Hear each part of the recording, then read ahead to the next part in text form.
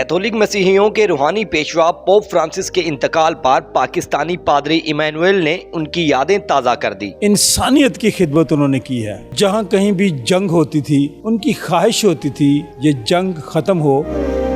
Pope Francis उनका इंतकाल हो गया है और रूहानी पेशवा समझा जाता है, उनको माना जाता है और एक नाम है, दुनिया जानती है उनको। तो सर, उनके इंतकाल पर क्या कहना चाहेंगे? सबसे पहले तो पापा आज़म की वफ़ात पर अफसोस का इज़हार करता हूँ, मोहब्बत का इज़हार करता हूँ। और इसके बाद पापा आज़म की जो खिदमत है इस दुनिया में रहते हुए, उसके ताल्लुक़ से जो बड़ी अहम बातें हैं वो आपके साथ शेयर करना चाहता हूँ। चूँकि वो रोमन कैथोलिक बहुत बड़ी मिशन के वो सरबराह थे, जिसकी वजह से पूरी दुनिया में उनका एक नाम था। वेटिकन में वो किंग भी हैं, बादशाह भी हैं। रोमन कैथोलिक जो बरादरी है उनके लिए इस वक्त बहुत बड़े अफसोस की बात भी है और हम उनके साथ अफसोस का इज़हार करते हुए ये कहना चाहते हैं कि चूँकि उनकी खिदमत बहुत है इस दुनिया में रहते हुए, इंसानियत की खिदमत उन्होंने की है, मज़हब को सामने रख कर नहीं की। दुनिया में जहाँ कहीं भी जंग होती थी उनकी ख्वाहिश होती थी कि जितनी जल्दी हो सके ये जंग ख़त्म हो।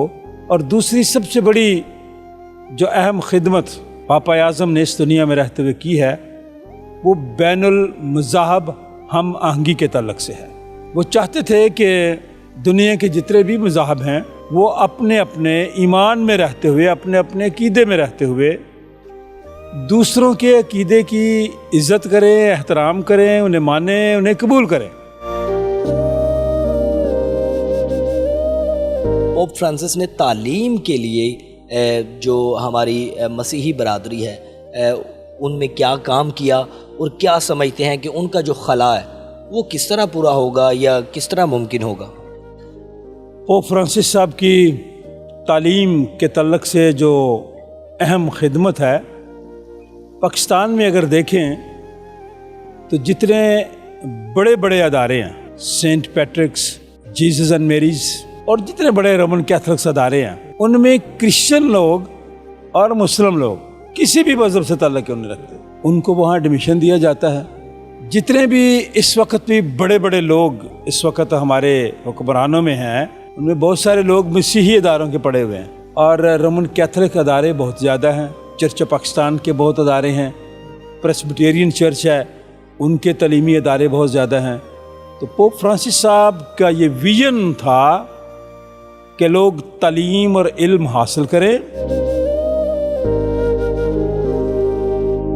अब वो दुनिया में नहीं रहे तो उनका खला कैसे पूरा होगा?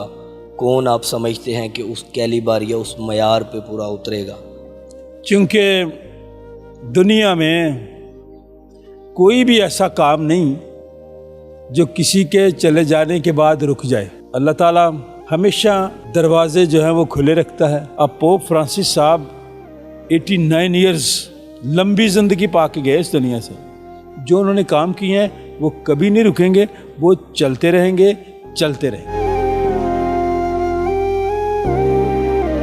पाकिस्तानी जो मसीही कम्युनिटी है, पोप फ्रांसिस की तालीमात पर कितना अमल किया और कितना उनकी तालीमात का असर रहा यहाँ पर?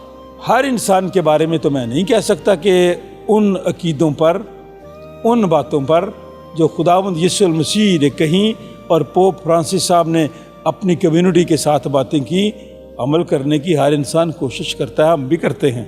लेकिन कई ऐसी बातों में हमसे भी गलतियाँ होती हैं, हमसे भी खुताएँ होती हैं, लेकिन खुदा रहीम व करीम खुदा है, वो हम सबको माफ़ करता है। सर, आखिर में 1 अरब से ज़ायद आबादी के रूहानी पेशवा पोप फ्रांसिस, उनके बारे में क्या कहना चाहेंगे? आखिर में जो बात आपने की है दुनिया में 1 अरब से ज़्यादा जो आप कह रहे हैं, वो कैथोलिक अकीदे के लोग, उन पर ईमान रखने वाले लोग। और चूँकि जो खूबसूरती की बात है कि जो बात जो हुक्म वो सादर कर देते थे वेटिकन में बैठ के, उस पे लोग अमल करते थे। Yes sir. वो किसी जगह पे भी है? वो दुनिया के किसी हिस्से में भी क्यों नहीं, उसका ताल्लुक रोमन कैथोलिक अकीदे के साथ है, तो वो उनकी बात को लबैक करते हैं।